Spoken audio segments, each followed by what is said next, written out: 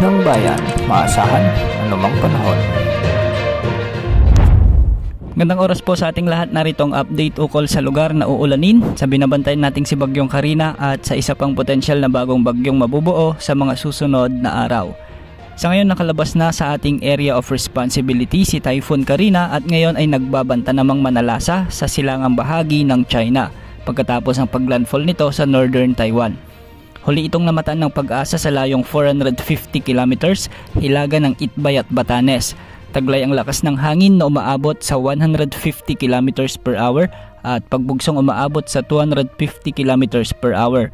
Ito ay kumikilos ng hilaga sa bilis na 20 kilometers per hour. Samantala sa paglayo sa bansa ni Bagyong Carina, isang muling potensyal na sama ng panahon ang posibleng mabuo at pumasok sa ating area of responsibility sa mga susunod na araw.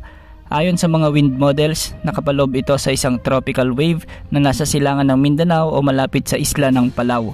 Sa mga susunod na oras, posible itong maging low pressure area at sa mga susunod na araw, posible itong kumilos ng hilagang kanluran at posibleng tahakin ang parehong direksyon na dinaanan ni Bagyong Carina.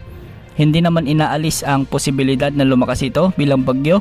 Posible rin nitong hatakin o palakasin muli ang habagat na magpapaulan sa bansa. Kung sakali mang mabuo ito bilang bagyo, papangalanan ito ng Pag-asa bilang Dindo, ang magiging pang-apat na bagyo ngayong taon sa bansa.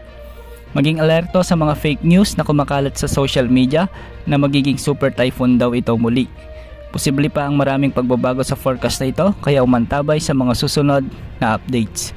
Sa ngayon, maulan hanggang sa may pagbugso pa rin ng hangin ang panahon na aasahan sa Batanes. Samantala makikita pa rin sa ating satellite animations ang makakapal na kaulapan sa West Philippine Sea at ito ang habagat na hinihila o pinalalakas ni Bagyong Carina.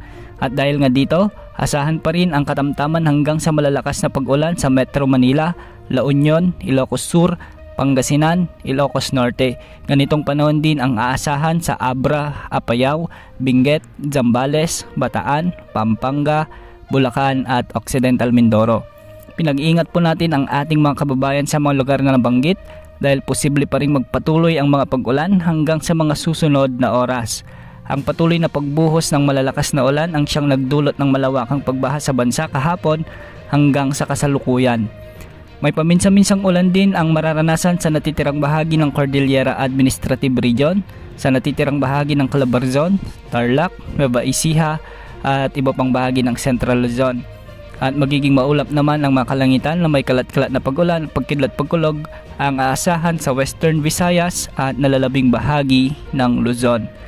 Samantala ang habagat na pinalalakas ng Bagyong Carina ay magdadala din ng malalakas na bugso ng hangin sa Batanes, Babuyan, Ilocos Region, Cordillera Region, Nueva Vizcaya, Quirino, ang eastern portion ng Isabela, Central Luzon, Metro Manila, Calabarzon, Mimaropa, Bicol Region, Western Visayas, Negros Occidental at Northern Samar.